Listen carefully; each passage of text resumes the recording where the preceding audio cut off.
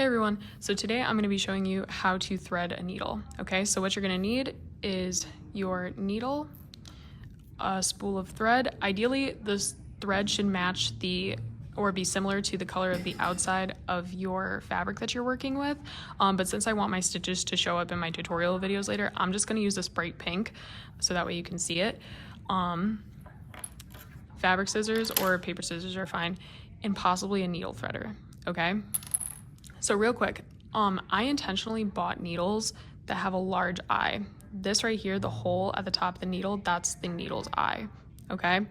When this hole is larger, it's easier to thread the needle. When it's smaller, it's harder to thread through, but it's easier to sew with. When the needle is larger, it's sometimes harder to sew with, but I think we'll be okay, all right?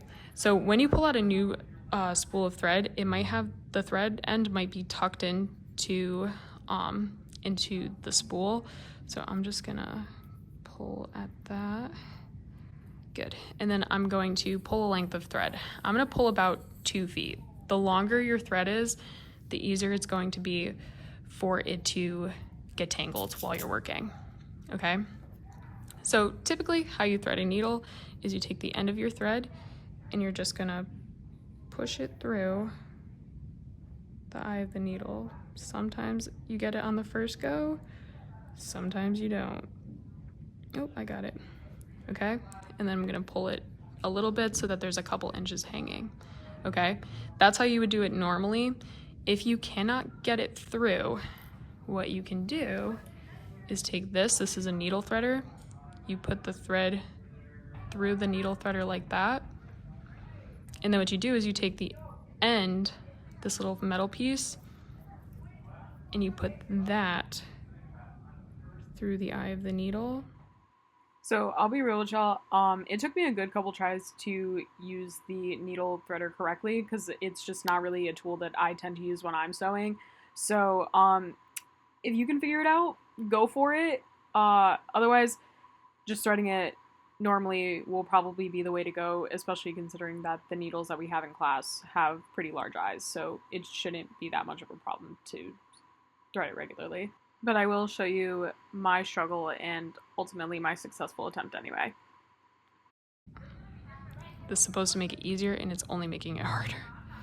Okay, so then you take the needle and you're just gonna push the needle through like that. Aha, I got it. Pull that through and then remove the needle. That was so hard, but if you're really in a desperate situation, it'll help you out, okay? And then, like I said, is you just leave a length of thread, like a couple inches past the needle like that, all right?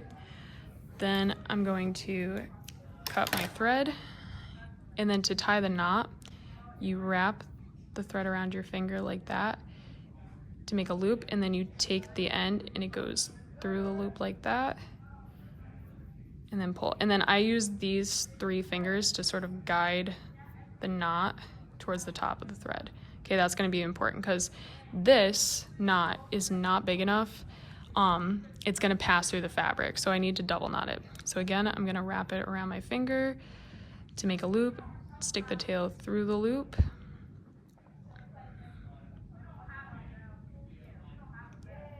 and pull using these 3 fingers to sort of guide it so that it lands on top of the knot that I already made. So now that knot is double in size, okay? I'm gonna do it again. And pull.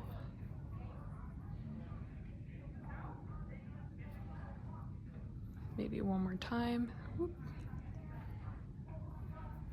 Wrap it around, tuck it, and guide. This takes practice, so you might not get it right on the first couple tries, but you will eventually, okay? Now I've got my knot.